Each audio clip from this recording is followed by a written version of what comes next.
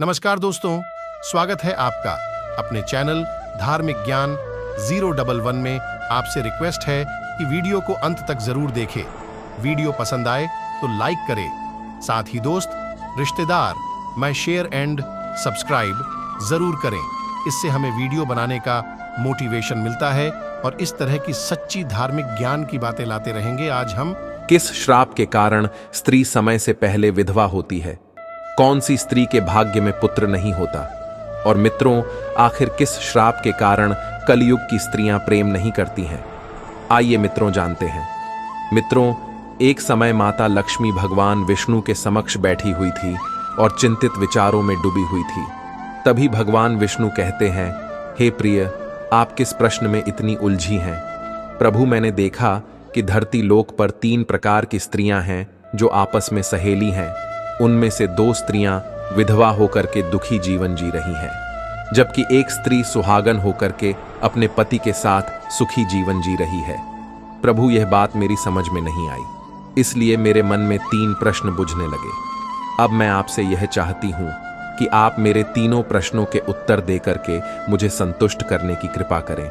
मित्रों, इस प्रकार माता लक्ष्मी की बात को सुनकर के भगवान विष्णु कहते हैं, हे लक्ष्मी, तुम मुझे अपने तीनों कष्ट बताओ। मैं तुम्हारे प्रश्नों के उत्तर देकर के तुम्हें पूरी तरह संतुष्ट करने का प्रयास करूंगा। अब माता लक्ष्मी कहती है, प्रभु, मेरा पहला प्रश्न है, कौन सी चीज ऐसी है जो एक पत्नी अपने पति को मांगने से भी नहीं देती? मेरा दूसरा प्रश्न है, कौन सी स्त्री को जीवन में कभी सुख नहीं मिलता? और मेरा तीसरा प्रश्न है, कौन सी स्त्री समय से पहले विधवा हो जाती है? मित्रों, इस प्रकार माता लक्ष्मी के प्रश्नों को सुनकर भगवान विष्णु कहने लगे, तुम जिन स्त्रियां की बात कर रही हो, उनमें से 2 स्त्रियां विधवा होकर अपना दुखी जीवन जी रही हैं, और वहीं पर एक स्त्री सुहागन होकर के अपने पति के साथ अपना सुखी जीवन जी रही है। प्रिय, तुम जानना चाहती हो आखिरकार ऐसा क्यों है? तो मैं तुम्हें एक छोटी सी कहानी सुनाता हूं। इस कहानी को बहुत ही ध्यान से सुनना। आधी अधूरी कहानी सुनने वालों को आधा अधूरा ही ज्ञान प्राप्त होता है, जो जीवन में कभी काम नहीं आता, क्योंकि तुम्हारे तीनों प्रश्नों के उत्तर इसी छोटी सी कहानी में समाये हुए हैं। यदि तुमने इस कहानी को ध्यान से नहीं सुना तो आने वाले कलयुग में हमारी माताएं बहनें अपने सुहाग को संकट से नहीं बचा पाएंगी। हे प्रिय, तुम्हारे तीनों प्रश्नों के उत्तर तो तुम्हें अवश्य ही मिलेंगे, और साथ ही इस कहानी को सुनने वालों को संतुष्टि प्राप्त होगी। मित्रों, माता लक्ष्मी कहती हैं, प्रभु, मैं आपकी बात से सहमत हूं। आप कहानी शुरू करो, मैं कहानी को पूरी मन से सुनूंगी, और जब तक आप कहानी बोलेंगे तब तक मेरा मन किसी दूसरे स्थान पर नहीं जाएगा। तो चलिए मित्रों, कहानी को शुरू करते हैं। लेकिन उससे पहले है माता लक्ष्मी, जो भी दर्शक इस वीडियो को लाइक करे और चैनल को सब्सक्राइब करके कमेंट में जय माता लक्ष्मी लिखे, उन पर मां लक्ष्मी का आशीर्वाद हमेशा बना रहे। उनके घर में धन की कभी कोई कमी न रहे, उनका घर हमेशा खुशियों से भरा रहे। भगवान विष्णु कहते हैं, लक्ष्मी, सबसे पहले मैं तुम्हें उस स्त्री की कहानी सुनाता हूं जो सुहागन बन करके अपना सुखी जीवन जी रही है। देखो, जिस सुहागन स्त्री की तुम बात कर रही हो, उसके पति को राजा के दरबार में सभी के सामने फांसी लगने वाली होती है, क्योंकि उसने एक व्यक्ति से शर्त लगाया हुआ था कि अगर उसकी पत्नी चरित्रहीन निकली तो वो उस शर्त के अनुसार फांसी पे चढ़ने के लिए तैयार है। हालांकि राजा रानी और साथ ही पूरे गांव वाले को भी यही लगता था कि उसकी पत्नी एक पतिव्रता पत्नी है, जो अपने पति का बहुत सम्मान करती है, और सभी को यही उम्मीद था कि इसका पति ये शर्त कभी नहीं हार सकता। अब उस शर्त के हिसाब से उसे 2 दिनों में फांसी मिलने वाली थी, और इस प्रकार से जब राजा उससे उसके आखिरी इच्छा के बारे में पूछता है कि तुम्हारा अगर कोई आखिरी इच्छा है तो हमें बताओ, हम उसे अवश्य पूरी करने की कोशिश करेंगे, तब वह व्यक्ति, जिसका नाम मोहन है, वो कहता है, मैं अपनी पत्नी से अंतिम बार मिलना चाहता हूं। इस प्रकार राजा ने मोहन को आज्ञा दी कि ठीक है, तुम अपनी पत्नी से मिल सकते हो। फिर मोहन अपने घर गया और अपनी पत्नी से कहा कि आपने मेरे साथ में बहुत बड़ा विश्वासघात किया। मैंने आपके विश्वास पर राजा के दरबार में भरी सभा के सामने एक व्यक्ति से ऐसी शर्त लगाई कि अगर मेरी पत्नी का पतिव्रता धर्म कोई नष्ट कर दे तो मुझे फांसी लगा देना। अब मुझे 2 दिनों में फांसी लगने वाली है। मेरे साथ विश्वासघात करके तुमने ठीक नहीं किया। हालांकि दोस्तों, बात कुछ दिनों पहले की है। एक नगर में मोहन नाम का व्यक्ति रहता था और उसे अपनी पत्नी पर पूर्ण विश्वास और भरोसा था कि वो पतिव्रता है, जिसकी महिमा वो अपने साथियों में बार बार करता था। नगर में सभी लोगों को उस पतिव्रता पत्नी को देखकर आश्चर्य होता था कि इसके परिवार में इतना प्यार और सुख कैसे है और इसके घर का दिया हमेशा कैसे जलते रहता है। और ये बात नगर में फैलते फैलते एक दिन राजा के दरबार तक पहुंच गई। और जब राजा और रानी ने उस परिवार के बारे में सुना तो उन्हें भी ये सुनकर बहुत आश्चर्य हुआ। तब राजा ने क्या किया कि रात के समय रानी के साथ अपने महल से नगर की ओर देख रहा था, तो उन्होंने देखा कि नगर के सभी घरों में दिया बुझ चुकी थी, लेकिन मोहन के घर में दिया अभी तक जल रहा था। तब रानी महाराज से कहती हैं, हे स्वामी, ऐसा क्या है इन दोनों के बीच में जो कि इसके घर का दिया अभी तक जल रहा है। फिर कुछ दिनों के बाद राजा ने अपने सिपाहियों को बोलकर मोहन को राज दरबार में बुलवाया और उससे कहा कि तुम्हारे घर का दिया हमेशा कैसे जलते रहता है। तुम हर किसी से कहते हो कि तुम्हारी पत्नी पतिव्रता है। क्या वास्तव में आपकी पत्नी पतिव्रता है? क्या आपको पूर्ण विश्वास है? इस प्रकार राजा की बात सुनकर के मोहन कहने लगा, महाराज, मुझे पूरा विश्वास है और पूरे से भी आगे विश्वास है कि मेरी पत्नी पूरी तरह पतिव्रता है। अब उसी समय दरबार में एक व्यक्ति था जो कहने लगा, यदि मैं तेरी पत्नी का पतिव्रता धर्म खंडित कर दूं तो तुझे क्या सजा मिलनी चाहिए? दोस्तों, इस व्यक्ति को स्त्री जात पे बिल्कुल भी भरोसा नहीं होता था, क्योंकि उसकी खुद की पत्नी उसे धोखे में रखती थी और दूसरे पुरुषों के साथ संबंध बनाया करती थी। इसी बातों से परेशान होकर वो व्यक्ति राज दरबार में अपने पत्नी से अलग होने का फैसला करवाने आया था।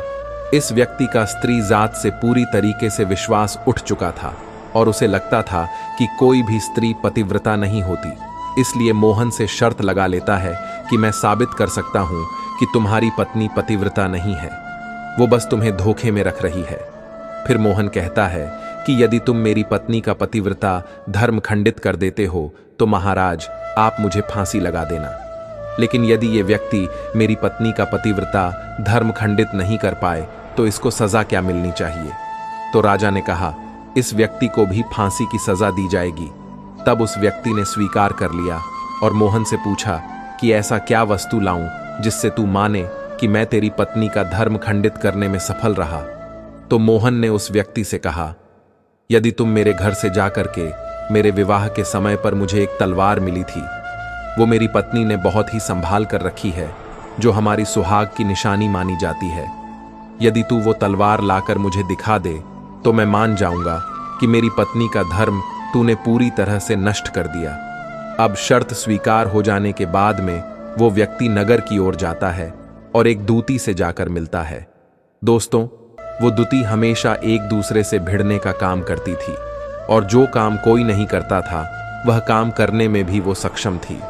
फिर इस प्रकार उस व्यक्ति ने उस दूती को अपने स्वार्थ के लिए बुलाया और दूती से कहा कि देखो, इस नाम का एक व्यक्ति है, उससे मेरी शर्त लगी है। और फिर उसने उस शर्त के बारे में उसको सारा कुछ बता दिया और वो उस दूती से कहने लगा, तू कैसे भी करके उस स्त्री से मेरा संपर्क करवा दे, तुझे जितना धन चाहिए मैं उतना धन दूंगा।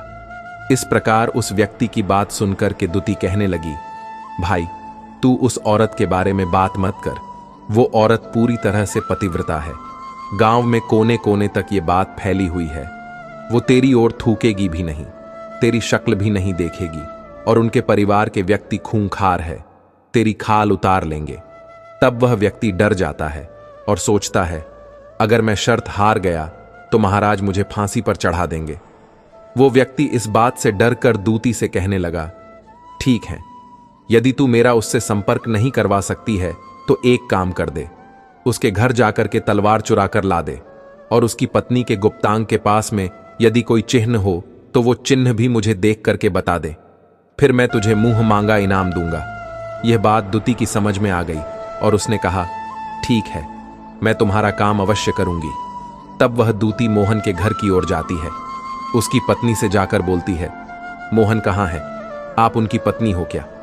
नगर में आप लोगों के बारे में काफी कुछ सुनने को मिला और मुझे यह जानकर बहुत खुशी हुई। वैसे मैं मोहन के बचपन की दोस्त हूँ। हम लोग बचपन में काफी समय एक साथ बिताए। मोहन और मेरे बीच काफी गहरी दोस्ती थी। और फिर दूती कहती है, मैं काफी दिनों के बाद आज अपने गांव आई हूँ और सोची क्यों ना एक बार मोहन से जाकर मिल आए। और दूती उस स्त्री से पूछती है, मोहन आखिर कहाँ है, कहीं दिखाई नहीं दे रहा। फिर उस स्त्री ने कहा, वो कुछ काम से शहर गए हैं, वो 3 से 4 दिनों में आ जाएंगे। हालांकि दोस्तों, ये बात दूती को पहले से ही पता था कि मोहन कोई काम से शहर गया हुआ है। उसके बाद उस पतिव्रता स्त्री ने कहा, आप अंदर तो आओ, मैंने आपको पहले कभी देखा नहीं, इसलिए पहचान नहीं पाई। और इस प्रकार उस दूती को उस पतिव्रता स्त्री ने बहुत बड़ा सम्मान दिया। मगर उसे क्या मालूम था कि यह उसके साथ में छल करने आई है। इस प्रकार वो दूती उस पतिव्रता स्त्री के साथ में बैठकर बातें कर रही थी। अब कुछ समय बाद उसने उस पतिव्रता स्त्री से पानी मांगी और जब वो पानी लेकर आई तब दूती ने चालाकी से पानी का ग्लास उसके कपड़े के ऊपर गिरा दिया, जिस वजह से उस पतिव्रता स्त्री को कपड़ा बदलना पड़ा।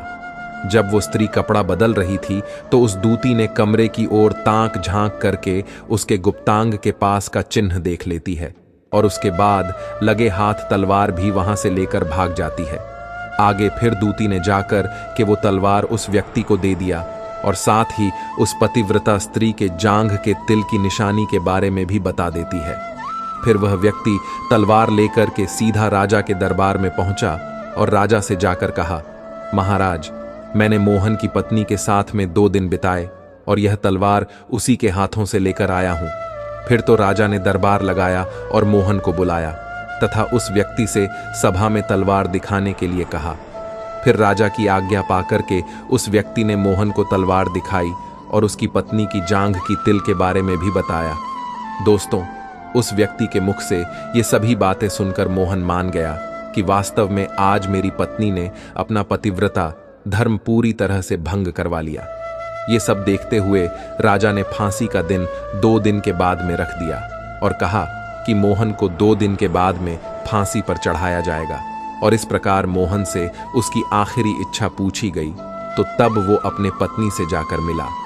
उस पतिव्रता स्त्री ने अपने पति को सारी बात बताई, मगर उसे विश्वास नहीं हुआ और वह राजा के दरबार में वापस पहुंच गया। अब मोहन राजा के दरबार में पहुंचा तो फिर उसे कैद में डलवा दिया गया। अब उधर मोहन की पतिव्रता पत्नी ने परमात्मा को याद किया और अपना भेष बदल करके राजा के दरबार में गई और राजा से नाच दिखाने की आज्ञा मांगने लगी, क्योंकि वो स्त्री बहुत ही सुंदर थी। और उधर राजा भी नृत्य देखने के शौकीन थे, इसलिए राजा ने मंत्रियों को आज्ञा दे दी कि इस सुंदरी का नाच करवाने की पूरी व्यवस्था करें। फिर तो सब मंत्री, महामंत्री, राजा आदि दरबार में उपस्थित हुए और फिर मोहन की धर्म पत्नी ने जब नाचना शुरू किया तो राजा को उस स्त्री का नाच बहुत ही सुंदर लगा। और तब राजा ने कहा, तुम मुझसे क्या मांगना चाहती हो? तुम जो भी मांगोगी मैं तुम्हें वह दूंगा। तब उस पतिव्रता स्त्री ने कहा, महाराज, आपकी सभा में मेरा एक चोर है जिसने मेरे रुपए लिए थे मगर आज तक वापस नहीं दिया, उसे फांसी की सजा दे दीजिए। अब राजा ने कहा, ठीक है, बताओ मेरे दरबार में तुम्हारा चोर कौन है, उसका नाम क्या है, मैं उसको फांसी की सजा अवश्य दूंगा। फिर उस पतिव्रता स्त्री ने कहा, महाराज, ये व्यक्ति मेरा चोर है, आप इनको फांसी की सजा अवश्य दें। अब उधर जैसे ही वो व्यक्ति ने सुना कि ये सुंदरी मुझे अपना चोर बता रही है तो वो व्यक्ति कहने लगा, महाराज, मैं कसम खाकर कहता हूं कि मैंने इसका कभी कुछ नहीं चुराया है, मैंने इसे आज तक कभी देखा ही नहीं है, तो मैं चोरी कैसे कर सकता हूं? मैंने आज तक इसकी शक्ल भी कभी नहीं देखा है। जैसे ही उस व्यक्ति ने कहा कि मैंने इस सुंदरी की आज तक शक्ल ही नहीं देखा तो वो सुंदरी कहने लगी, महाराज, अगर ये व्यक्ति मुझे जानता ही नहीं है तो आप इससे यह पूछो कि ये तलवार कहां से लाया था। मैं उस व्यक्ति की पत्नी हूं जो आपके यहां झूठी बातों के वजह से कैद में पड़ा हुआ है और आप मेरे निर्दोष पति को फांसी पे चढ़ाने वाले हैं। अब मैं आपको पूरी दास्तां सुनाती हूं। ये जो व्यक्ति आपके सामने खड़ा है, इसने मेरे पास अपनी एक दूती को भेज करके मेरी जांघ के तिल का पता लगाया और उसी ने यह तलवार चुरा कर के इसको ला करके दिया। और इस व्यक्ति के द्वारा भेजी गई दूती जब मेरे घर पर आई थी तो उसने मुझसे कहा था कि वो मेरे पति के बचपन की दोस्त है और वो मेरे विवाह के बाद पहली बार मेरे घर आई थी। इसलिए मैं उस दूती को पहचान नहीं सकी। और महाराज, जिस प्रकार मैंने उस स्त्री को अपने यहाँ पर बहुत बड़ा सम्मान दिया और अपने घर पर उसके ठहरने की व्यवस्था की, मुझे जरा सा भी ये उम्मीद नहीं था कि ये दूती मेरे साथ ऐसा करने वाली थी। इस प्रकार उस मोहन की पतिव्रता स्त्री की बात को सुन करके राजा ने दूती को बुलाया। फिर उस दूती ने राजा को सारी सच्चाई बता दी, जिससे राजा ने मोहन को रिहा कर दिया और उस व्यक्ति को फांसी पर चढ़ा दिया। मित्रों, इस प्रकार उस पतिव्रता स्त्री ने अंत में राजा से कहा, महाराज, मैं अपने पति से बहुत प्यार करती हूँ। मैं एक चरित्रवान स्त्री हूँ। कभी भी मैं अपने पति का नाम तक अपने मुंह से नहीं लेती। भगवान विष्णु कहते हैं, लक्ष्मी, मेरी कहानी पूरी होती है। अब तुम अपने तीनों प्रश्नों के उत्तर सुनो। तुम्हारा पहला प्रश्न था, ऐसी कौन सी चीज है जो एक पत्नी अपने पति को मांगने से भी नहीं देती? तो समझ लो वह चीज गाली है।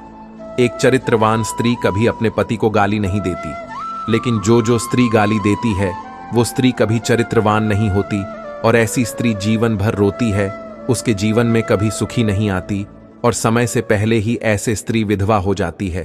अब तुम्हारा दूसरा प्रश्न था, कौन सी स्त्री को जीवन में कभी सुख नहीं मिलता है? तो समझ लो, जो स्त्री अपने पति के बिना अनुमति से किसी तीर्थ स्थान या उत्सव में जाती है, उनके जीवन में कभी सुख नहीं आता। ऐसी स्त्रियां जीवन भर दुखी रहती हैं और उन्हें पति का प्रेम कभी नहीं मिलता। भगवान विष्णु कहते हैं, हे लक्ष्मी, तुम्हारा तीसरा प्रश्न था कि ऐसी कौन सी स्त्री है जो समय से पहले विधवा हो जाती है? तो जो स्त्रियां अपने पति का नाम लेती हैं, वो समय से पहले विधवा हो जाती हैं, क्योंकि पति का नाम लेने से पति की उम्र कम हो जाती है और समय से पहले ही उनके पति की मृत्यु हो जाती है। ऐसे स्त्रियां जो पति का नाम लेती हैं, वो समय से पहले ही विधवा होकर के एक दुखी जीवन जीती है। बस यही राज की बात है कि तुम जिन 3 सहेलियों की बातें कर रही थी, उनमें से 2 विधवा थी और एक ये मोहन की पत्नी थी जो पतिव्रता स्त्री थी। ये पतिव्रता स्त्री कभी भी अपने पति का नाम मुंह से नहीं लेती थी, और उधर वो 2 स्त्रियां जो विधवा होकर अपना जीवन दुखी होकर जी रही हैं, वो हमेशा अपने पति का नाम लेकर ही बुलाती थीं, जिसकी वजह से उनके पति की उम्र कम हुई और फिर वो दोनों स्त्रियां समय से पहले ही विधवा हो गईं और आज वो दुखी जीवन जी रही हैं। इसलिए कभी भी स्त्रियों को अपने पति का नाम अपने मुंह से नहीं लेना चाहिए। मित्रों, इस प्रकार कहानी सुनने के बाद में माता लक्ष्मी पूरी तरह से अपने तीनों प्रश्नों से संतुष्ट होकर कहती है, प्रभु, वास्तव में जो स्त्री चरित्रवान होती है वो कभी दुखी जीवन नहीं जीती है, क्योंकि ऐसे घर में लक्ष्मी का सदा वास होता है और वह घर धन धान्य से हमेशा भरपूर बना रहता है। ऐसी स्त्रियां हमेशा घर को स्वर्ग बना देती हैं। तो दोस्तों, यदि आपको यह वीडियो पसंद आई हो तो प्लीज आप इस चैनल को सब्सक्राइब अवश्य करें, वीडियो को लाइक करें और दोस्तों सच्ची श्रद्धा से कमेंट में जरूर लिखें, जय श्री राम, जय हनुमान, साथ ही देवों के देव हर हर महादेव सदैव आप पर अपनी कृपा बनाए रखे। प्रिय मित्रों, वीडियो को अंत तक देखने के लिए धन्यवाद।